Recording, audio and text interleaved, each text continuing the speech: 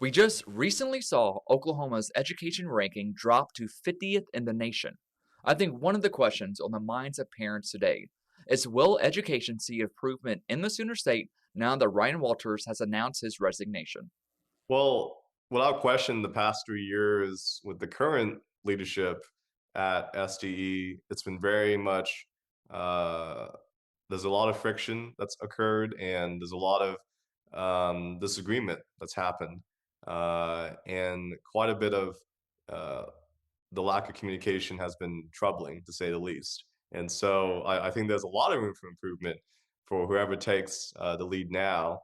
And you and I have spoken about Superintendent Walters many times over the past 3 years, and I've always been open to interviews about my opinion on him because, as we talked about earlier, when it comes to leadership, you have to have empathy, you have to listen and understand the other person's point of view.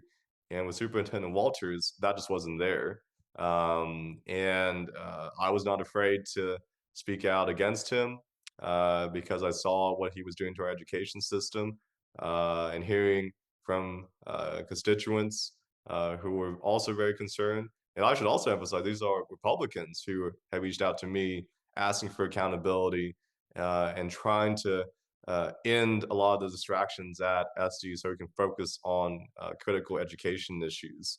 So we have to be realistic in that whoever is appointed has essentially the next year in office. And this has happened before with a previous labor commissioner several years ago. And it's up to the governor to decide if he appoints someone who will be temporary and take us through the next election cycle, or if it's someone who does want to run themselves next year. We'll have to see. Either way, we've got the next school year to focus on. So whoever is selected, they have a busy to-do list, and I certainly want to extend my office's help in any way for that transition. But no doubt that there's an opportunity here for a different direction when it comes to education policy in Oklahoma. And absolutely, there is a lot of room for improvement.